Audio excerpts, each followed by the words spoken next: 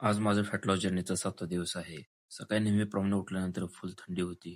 त्याच्यामुळे थोडंफार शेकलो आणि परत ब्लॅक कॉफी 2 दिवस झालं उत्तरायण सुरू झाले आणि सकाळच उकडायला लागले. नेहमीप्रमाणे आपलं सर्व घर एकदम व्यवस्थित स्वच्छ पुसून घेतलं. नंतर लिंबू पाणी घेतलं.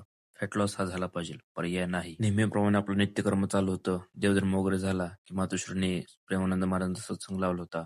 सर्वांना सत्संग जाम आवडतो आमच्या घरात. परत सकाळचं प्रोटीन शेक घेतल्यानंतर आपल्या महादेव मंदिरात आलो. हे आपलं अमृतेश्वर होळी मंदिर तुम्हाला माहितच असेल. स्वयंभू मंदिर आहे खूप आणि एकदम प्राचीन काल.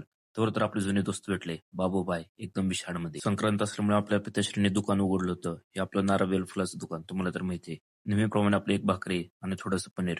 डाएट कार्यक्रम खट. परत दुपारी 2 वाजता आपल्या दुकानावर आलो बाबांच्या मदतीला आणि दुपारनंतर हळूहळू गर्दी होत होती. आपलं दुकान तुम्हाला तर माहितीये बळी मंदिरा शेजारी आपलं दुकान आहे. दुपारी 5 वाजता आपला जायचं होतं जिमला नेहमीप्रमाणे. गेल्या गेल्या पण वॉर्म अप केला आणि डायरेक्ट कार्डिओ सुरू केलं. आज नुसतं ऑनली कार्डिओ होतं. 10 मिनिटं रनिंग केली आणि 10 मिनिटं सायकलिंग मारली. कमीत कमी 1 ते 1.5 तास आपला वर्कआउट चालला होता.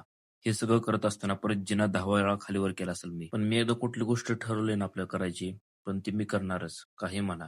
त्याच्यामुळे तुम्ही आपल्या व्हिडिओला लाईक करा, फॉलो करा पब्लिक. नेहमी तुमच्यासोबत. विशाळमध्ये आय लव्ह यू.